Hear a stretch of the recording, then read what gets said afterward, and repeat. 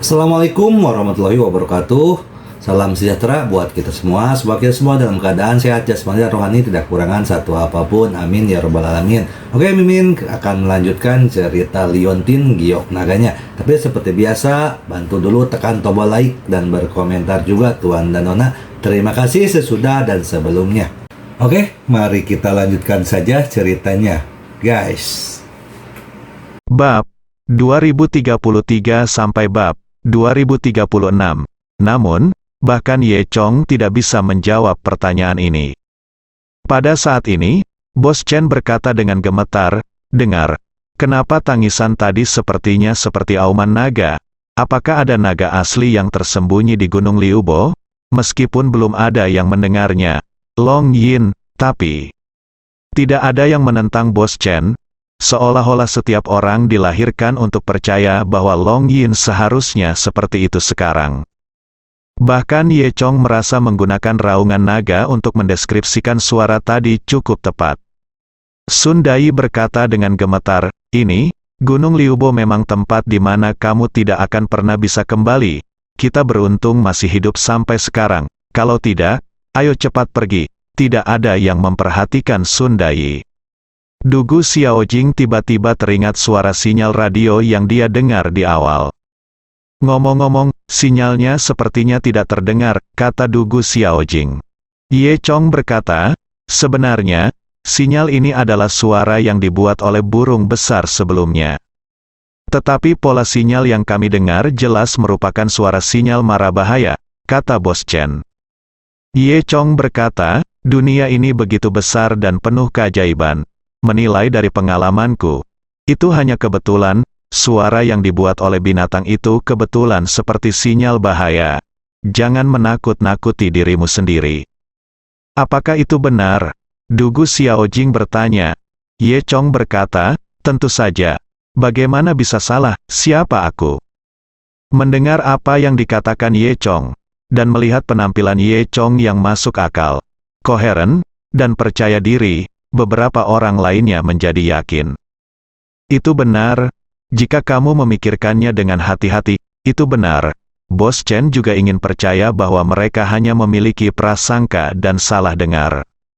Sun Dai tidak lupa mengambil kesempatan untuk menyanjung Ye Chong saat ini. Dia berkata, "Tuan Ye, kamu masih pintar. Saya tidak tahu mengapa kamu begitu pintar. Sungguh membuat iri." Ye Chong adalah juga sopan. Berkata, "Ini terutama bergantung pada akumulasi harian dan bakat alami." Sebelum dia selesai berbicara, dia mendengar suara dong dong dong lagi yang datang dari batang pohon. Dang dang dang, boom, boom, boom, suara ini bahkan lebih keras dari sebelumnya. Masih ada orang di dalam bagasi, mengetuk bagasi. Mendengar suara ini, semua orang bahkan merasa kulit kepala mereka mati rasa. Selain kaget, Ye Chong juga merasa sedikit malu. Lagi pula dia baru saja memuji Haku dan mengatakan kalau yang mengeluarkan suara itu pasti burung besar. Namun, saat ini, semua orang diliputi ketakutan, dan tidak ada yang menyadari rasa malu Ye Chong. Ye Chong mengerutkan kening dan berkata, "Sepertinya ada sesuatu di dalam yang menyebabkan masalah. Saya tidak percaya. Bisakah itu membalikkan dunia dengan saya di sini? Saya ingin pergi dan melihat apa itu." Sun Dai berkata cepat. "Saudaraku, kenapa kita tidak segera pergi dari sini? Bagaimana jika sesuatu seperti burung raksasa keluar lagi?" Ye Chong berpikir sejenak dan berkata kepada mereka, "Kalian bersembunyi di sini dulu. Aku akan pergi dan lihatlah sendiri." Dugu Xiaojing secara alami khawatir dan ingin menarik Ye Chong untuk menghentikannya pergi ke sana. Ye Chong masih berpikir di awal, jika masalah ini tidak diklarifikasi, itu akan menjadi potensi bahaya bagi semua orang. Mungkin bahaya selanjutnya akan lebih besar, jadi kita harus memperjelasnya sekarang. Saat dia sedang berbicara, tiba-tiba dia mendengar suara kak, klik, klik yang datang dari pohon besar. Semua orang gugup dan segera menoleh ke belakang, hanya untuk melihat bahwa batang pohon yang menjulang tinggi itu retak. Burung raksasa itu pasti baru saja memukulnya terlalu keras hingga langsung merusak akar pohonnya. Yang tidak disangka semua orang adalah darah merah keluar dari celah batang pohon.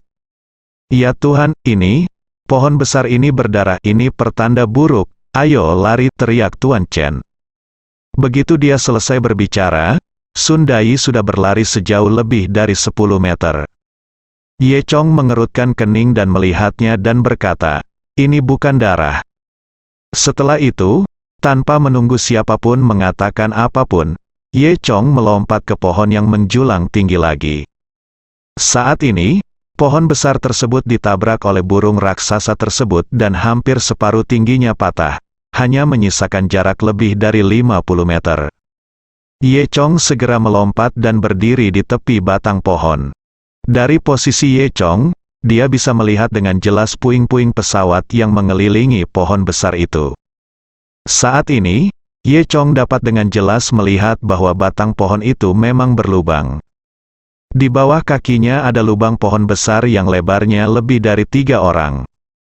Lubang pohon itu tampak setinggi lebih dari 30 meter, dan bagian dalamnya gelap gulita. Namun, mata Dewa Naga Ye Chong dapat melihat bahwa mulai dari 10 meter dari atas, lubang pohon dipenuhi dengan cairan merah. Begitu Ye Chong berdiri, sepertinya dia telah merusak keseimbangan di antara pepohonan. Saya melihat retakan pada batang pohon semakin besar. Dalam beberapa detik bagian bawah batang tidak mampu lagi menopangnya. Kemudian dengan bunyi, boom, batang tersebut hancur total pada ketinggian lebih dari 20 meter. Segera setelah itu, seolah-olah bang pecah, genangan besar cairan berwarna merah darah di dalam bagasi mengalir keluar, mengeluarkan bau amis. Ye Chong pun memanfaatkan kesempatan itu untuk berjingkat dan kembali ke kerumunan. Apa yang Ye Chong lihat dengan jelas tadi adalah ada sesuatu yang direndam dalam cairan dan jatuh bersama cairan itu. Batang pohonnya sudah besar, jadi cairan yang tersimpan di dalamnya juga banyak. Cairan berwarna merah tersebut langsung membanjiri area dalam jarak 10 meter di sekitar batang pohon. Melihat cairan merah mengalir ke kaki semua orang, beberapa orang merasa jijik dengan baunya dan mundur beberapa langkah. Kemudian, cairan merah itu meresap ke dalam tanah sedikit demi sedikit. Karena tanah awalnya relatif lembab, masih banyak cairan berwarna merah yang tertinggal di permukaan tanah. Setelah cairan merah mengalir keluar, semua orang melihat dengan jelas bahwa apa yang keluar dari cairan itu ternyata adalah peti mati yang sangat besar. Ternyata itu peti mati, ya Tuhan, ini terlalu menakutkan, Sun Dai berkata. Mengapa ada peti mati di batang pohon ini? Siapa yang akan meletakkan peti mati itu di sini? Saya kira. Ini pasti ada hantu di dalam peti mati, Bos Chen berkata. Kalau tidak, mengapa peti mati itu mengetuk batang pohon? Ayo cepat pergi, agar tidak disakiti oleh hantu di dalam. Pada saat ini, Dugu Xiao Jing tiba-tiba berkata, oh, saya tahu.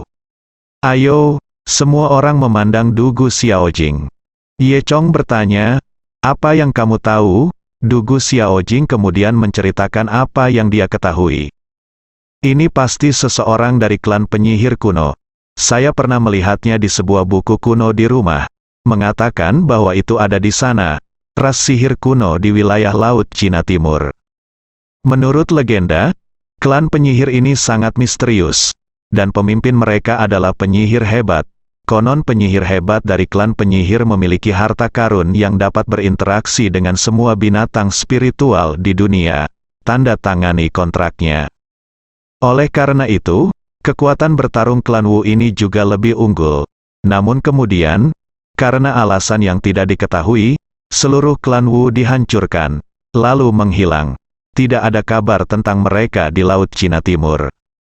Ini dia bersembunyi di Gunung Liubo di Laut Cina Timur. Dugu Xiao Jing berhenti dan melanjutkan, saya ingat bahwa metode mengubur penyihir hebat dari klan Wu ini dicatat dalam buku pada waktu itu. Menurut legenda, ada satu item di klan Wu yang dapat senjata ajaib yang ditandatangani dengan binatang spiritual diturunkan secara individual ke setiap generasi penyihir hebat. senjata ajaib tersebut diturunkan oleh penyihir hebat dari generasi sebelumnya ke generasi penyihir hebat berikutnya. Penyihir hebat dapat menggunakan senjata ajaib ini untuk menandatangani kontrak hidup dan mati dengan makhluk spiritual manapun, menjadikan makhluk spiritual itu sebagai budaknya. Tidak peduli seberapa kuat makhluk roh di sini, selama mereka ada di antara langit dan bumi, selama mereka menandatangani kontrak, mereka harus mematuhi perintah tuannya. Namun, ketika penyihir hebat itu mati, makhluk spiritual miliknya juga akan digunakan sebagai pengorbanan, dikuburkan bersama penyihir hebat. Cara spesifiknya adalah apa yang mereka lihat.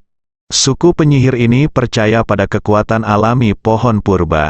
Oleh karena itu, setelah penyihir hebat meninggal, dia akan menyembunyikan peti mati di lubang pohon, membunuh makhluk roh, dan mengisi lubang pohon dengan darah makhluk roh untuk menopang peti mati tersebut.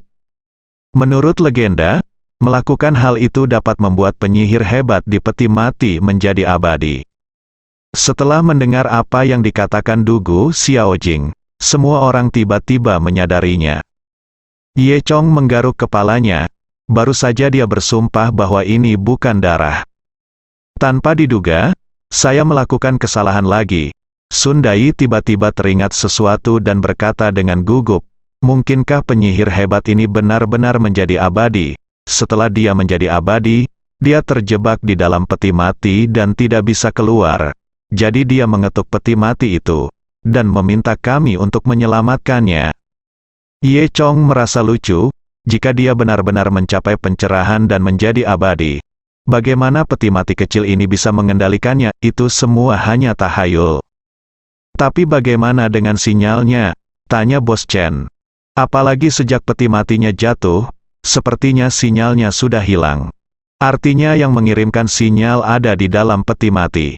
Aku ingin melihat apa yang sedang terjadi di dalam, kata Ye Chong. Setelah itu, Ye Chong melihat sekeliling dengan mata Dewa Naga dan tidak menemukan sesuatu yang aneh di sekitarnya. Dia tidak bisa melihat ke balik peti mati. Sepertinya kalau ada hantu, masih ada di peti mati ini. Memikirkan hal ini, Ye Chong melangkahi darah itu dan berjalan mendekat, ingin membuka peti mati untuk mencari tahu. Ketika dia menginjak cairan merah, Ye Chong menemukan bahwa cairan itu memang agak kental dan tidak sama dengan darah normal. Jika ini adalah darah binatang spiritual tertentu, saya khawatir kekuatan binatang spiritual ini tidak sederhana. Ye Chong berpikir sambil berjalan mendekati peti mati. Dugu Xiaojing dan Bos Chen juga mengikuti di belakang Ye Chong. Hanya Sun Dai yang bersembunyi jauh di belakang. Ia tidak berani maju atau mundur. Terlihat sangat cemas karena tidak bisa maju atau mundur. Sun Dai yang cemas menggaruk kepala dan telinganya, terlihat seperti monyet yang bingung, dan itu sangat lucu. 3 orang lainnya berdiri dekat peti mati. Ye Chong terlihat tenang, tapi Bos Chen dan Dugu Xiaojing terlihat sangat gugup. Bos Chen bahkan membuka penutup matanya, ingin melihat peti mati itu lebih hati-hati. Lalu, tanpa banyak berpikir, Ye Chong memegang peti mati di tangannya dan membuka tutup peti mati. Meskipun peti mati itu tertutup cairan merah, namun licin dan lengket, dan tutup peti mati itu sangat berat. Namun, ini masih sangat mudah bagi Ye Chong. Setelah membuka tutupnya, saya tidak menyangka ada juga cairan merah seperti itu di dalam peti mati. Bau amisnya semakin kuat, yang lebih menjijikkan lagi. Sepertinya ada mayat yang direndam dalam cairan merah. Tubuhnya tampak busuk dan seperti meleleh ke dalam cairan merah. Dugu Xiaojing merasa sedikit jijik, dan dengan cepat menutup mulutnya, dan muntah 2 kali sambil berdiri di samping. Bos Chen juga dengan cepat mundur selangkah dan memasang kembali penutup matanya. Ye Chong sedikit mengernyit, dan ketika dia hendak melihat lebih dekat, beberapa tentakel merah tiba-tiba terentang dari peti mati. Setiap tentakel hanya setebal jari. Hanya 3 tentakel yang terlihat menyerang Ye Chong yang terdekat. 2 di antaranya langsung menusuk mata Ye Chong. Ye Chong bereaksi sangat cepat. Ketika tentakelnya mendekat, dia menjentikkan tangannya dan mendengar dua suara dentang sebelum tentakel itu terbang. Tentakel ketiga ditarik ke arah Ye Chong. Ye Chong tidak punya waktu untuk melawan, dan tentakelnya mengenai lengan Ye Chong. Ada lagi suara dang dari Ye Chong. Ye Chong tidak menyangka bahwa kekuatan tentakel merah ini sebenarnya sangat kuat. Dengan pukulan tadi, segel merah dikeluarkan dari tubuh Dewa Naga Ye Chong. Jika itu adalah orang biasa, tulangnya mungkin akan patah karena pukulan ini. Sebelum Ye Chong sempat memikirkannya, lebih banyak tentakel merah telah terentang. Tentakel ini sepertinya tumbuh di dalam peti mati, dan sepertinya bisa meregang selama mungkin. Tentakel ini bergegas menuju Dugu Xiaojing dan Bos Chen. Dugu Xiaojing sangat ketakutan hingga wajahnya menjadi pucat, tetapi dia bereaksi dengan cepat dan melompat untuk menghindari kedua tentakel itu.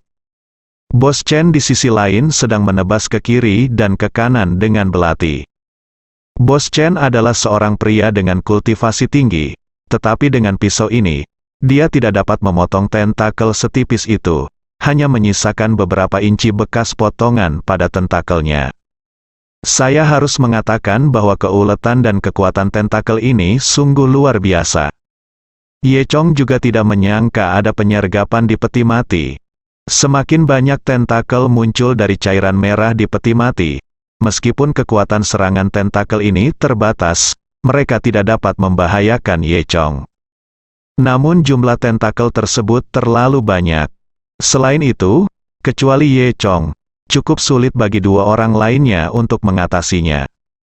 Ye Chong tahu bahwa dia harus memikirkan cara cepat untuk menghilangkan tentakel ini sepenuhnya.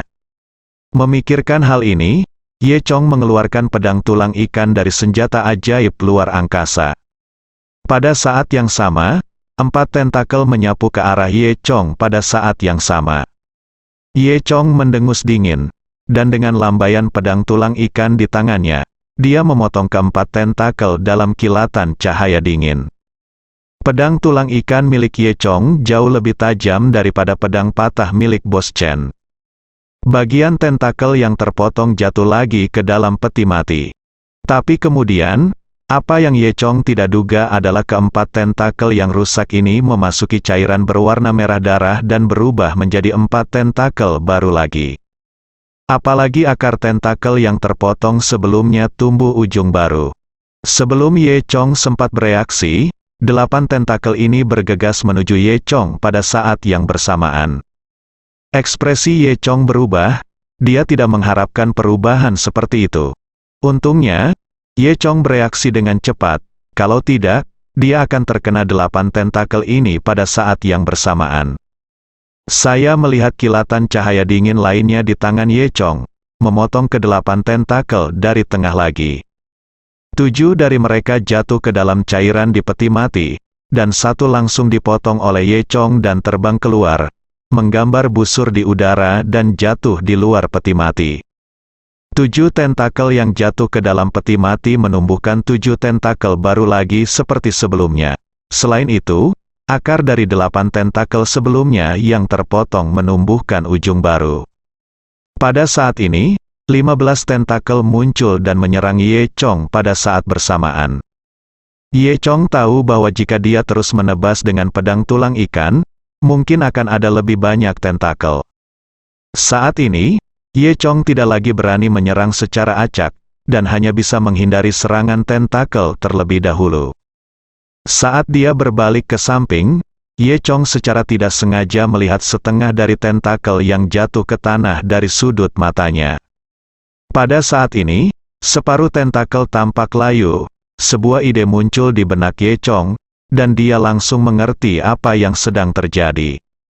Tampaknya cairan di dalam peti mati adalah kunci untuk menjaga kehidupan tentakel dan memungkinkannya untuk dibangkitkan. Lalu selama cairannya hancur dan bahan bakarnya terkuras dari kuali, tentakel ini bisa dihancurkan. Ye Chong memikirkan hal ini dan menendang bagian bawah peti mati dengan keras. Meskipun peti mati itu terbuat dari gaharu ungu yang sangat mahal dan kayunya sangat keras, peti mati itu tidak dapat menahan tendangan Ye Chong.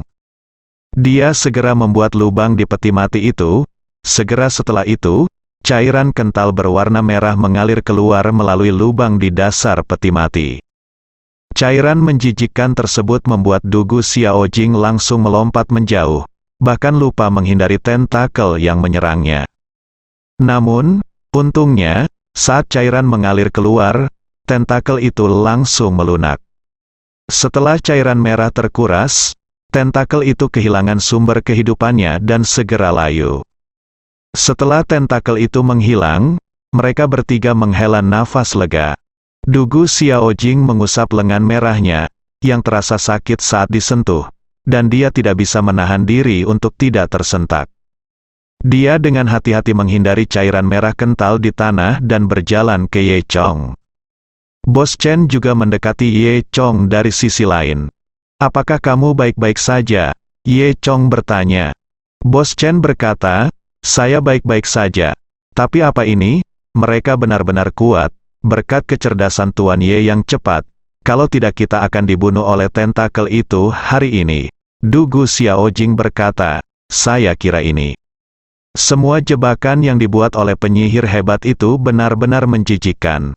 Ketiganya berkata sambil melihat ke dalam peti mati. Namun Sun Dai masih bersembunyi jauh, memperhatikan dari belakang dengan ekspresi gugup di wajahnya. Saat ini, cairan merah di dalam peti mati telah terkuras, hanya menyisakan mayat yang telah direndam dan pada dasarnya dalam keadaan setengah meleleh, mengeluarkan bau yang lebih amis. Setelah menarik napas, Dugu Xiaojing menutup mulutnya dan bersembunyi di belakang Ye Chong. Meskipun dia tidak tahan dengan baunya, dia sangat ingin tahu tentang apa yang ada di peti mati itu. Dia menjulurkan kepalanya dari kepala Ye Chong dan ingin melihat lebih dekat. Bos Chen di sisi lain melepas penutup matanya lagi dan menatap peti mati, matanya melebar. Bahkan Ye Chong tidak tahan dengan baunya. Satu isapan saja membuatku merasa ingin muntah. Pada saat ini, Ye Chong menemukan ada benda emas yang diletakkan di sebelah tubuh di peti mati. Benda emas itu berbentuk bulat dan tampak seperti piring emas, seukuran telapak tangan. Berbagai tekstur aneh dilukis dan diukir di permukaannya. Ye Chong bisa merasakan ada banyak energi spiritual yang tersembunyi di piringan emas ini. Dia bertekad dalam hatinya bahwa piring emas ini pastilah benda suci. Memikirkan hal ini, Ye Chong tidak peduli benda itu kotor dan mengeluarkannya langsung dari peti mati. Dugu Xiaojing memandang benda ini dengan jijik, mencubit hidungnya, dan berkata, bukankah ini benda suci legendaris klan penyihir? Apakah ini harta karun yang dapat menandatangani kontrak dengan makhluk spiritual manapun antara langit dan bumi? Ye Chong juga merasa bahwa apa yang dikatakan Dugu Xiaojing masuk akal, dan matanya berbinar. Harta karun legendaris itu seharusnya diwariskan kepada penyihir hebat berikutnya. Tetapi jika klan Wu dihancurkan dan tidak ada penyihir hebat berikutnya, maka kemungkinan besar tempat munculnya harta karun ini secara alami adalah di peti mati penyihir hebat saat ini. Kemudian, sambil berpikir, Ye Chong melepaskan pikiran dan langsung memasuki dis, ingin mencari tahu. Ye Chong tidak menyangka saat dia memikirkannya, dia akan langsung mengaktifkan dis emas. Informasi pada dis emas langsung mengalir ke pikiran Ye Chong. Pesan ini adalah bagian dari kesadaran spiritual yang ditinggalkan oleh penyihir agung di piringan emas. Saat itulah Ye Chong memahami keseluruhan cerita. Ternyata harta karun ini memang merupakan senjata suci klan penyihir, dan namanya adalah Sundis. Dikatakan bahwa piringan matahari dulunya adalah harta karun yang ditinggalkan oleh Dewa Roh Binatang, dan dapat menandatangani kontrak dengan binatang spiritual manapun yang ada di antara langit dan bumi. Klan penyihir Laut Cina Timur adalah keturunan Dewa Roh Binatang, dan piringan matahari ini telah diturunkan dari generasi ke generasi. Pada saat berita itu sampai ke penyihir hebat ini, klan Wu telah menurun dan tidak ada penerusnya. Jadi ketika penyihir hebat itu meninggal, dia mengubur piringan matahari dan dirinya sendiri di dalam peti mati. Dan beliau meninggalkan kesadaran spiritual pada piringan matahari, agar mereka yang ditakdirkan mendapatkan piringan matahari di kemudian hari dapat mengetahui cara menggunakan piringan tersebut, agar harta karun tersebut tidak hilang dan sumber daya alam tidak hilang, menjadi sia-sia. Kemudian, metode rinci penggunaan piringan matahari muncul di benak Ye Chong. Dugu Xiaojing dan Bos Chen tercengang saat melihat Ye Chong. Mereka tidak tahu kenapa dan mengira sesuatu telah terjadi. Dugu Xiaojing mengguncang bahu Ye Chong dengan cemas dan bertanya, Ye Chong, kamu baik-baik saja, mungkinkah kamu diracuni? Bukankah ini jebakan? Pada saat ini, Ye Chong juga telah mencerna informasi dalam pikirannya dan mendapatkan kembali ketenangannya. Baru kemudian dia menyadari bahwa Dugu Xiaojing mengguncangnya dengan keras. Ye Chong tidak tahu apakah harus tertawa atau menangis, dan berkata dengan cepat, jika kamu mengguncangku lagi, kamu akan mengguncangku sampai mati. Dugu Xiaojing santai ketika dia melihat Ye Chong telah sadar kembali. Dia dengan cepat bertanya apa yang terjadi tadi. Ye Chong memberitahu Dugu Xiaojing dan Bos Chen tentang piringan matahari. Dugu Xiaojing dan Bos Chen juga tercengang setelah mendengar ini. Tanpa diduga, benda suci legendaris klan penyihir ini ternyata ada di sini, kata Dugu Xiaojing. Bos Chen juga berkata, sepertinya sinyal hantu yang kita dengar sebelumnya hanya untuk menarik kita agar membuka peti mati. Ia ingin kita mengambil harta karun itu, dan itu tidak dimaksudkan untuk menyakiti kita. Setelah memikirkan semuanya, ketiga orang itu merasa lega. Ye Chong mengangguk.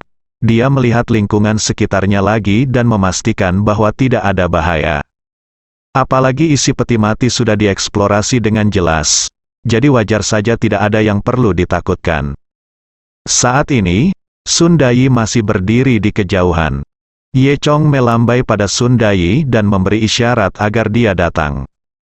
Sun Dai ragu-ragu untuk waktu yang lama, tapi masih berjalan ke sisi Ye Chong.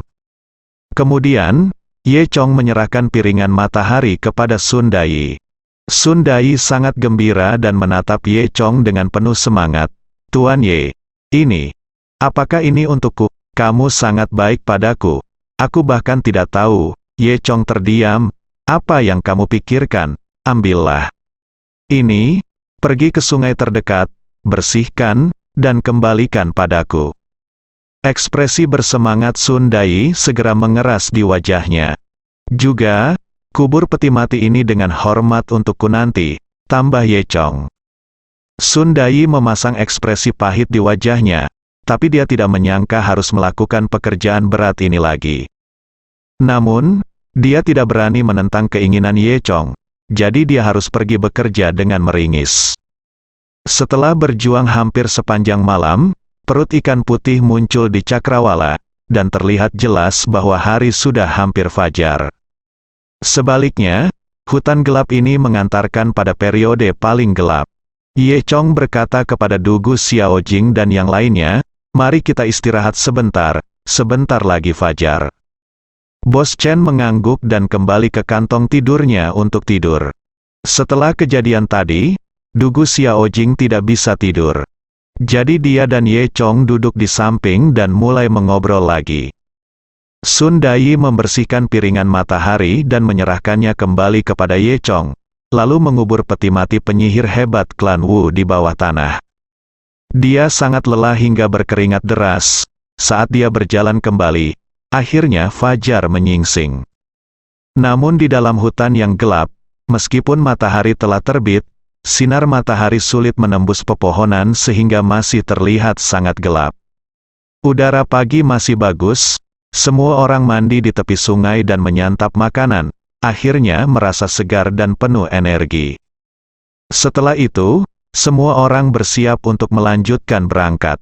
Gunung Liubo sebenarnya adalah gunung dengan pegunungan yang bergelombang, bukan merupakan gunung yang terisolasi, melainkan kumpulan gunung-gunung besar yang saling terhubung, dan mencakup wilayah yang sangat luas. Ye Chong dan yang lainnya telah berjalan sehari semalam, namun mereka masih belum mencapai pusat Gunung Liubo. Namun, Bahkan di pinggiran Gunung Liubo, mereka telah menghadapi begitu banyak bahaya. Adapun apa yang akan dia temui jika dia masuk lebih dalam, Ye Chong tidak tahu. Mereka terus berjalan menuju kedalaman Gunung Liubo. Sepanjang perjalanan, kami telah mendaki 2 gunung. Meskipun saya bertemu banyak binatang buas di pegunungan, saya tidak pernah bertemu dengan binatang mematikan seperti burung besar atau raja naga berkepala besi. Meskipun ada banyak binatang buas di Gunung Liubo, mereka tidak melihat satu orang pun yang hidup di sepanjang jalan. Dan Ye Chong tidak tahu di mana Zhu Jiayin berada. Setelah semua orang mendaki gunung yang tinggi, mereka sampai di kaki gunung tinggi lainnya setelah berjalan tidak jauh di lembah. Dan gunung hitam di depan mereka sangat menjulang tinggi.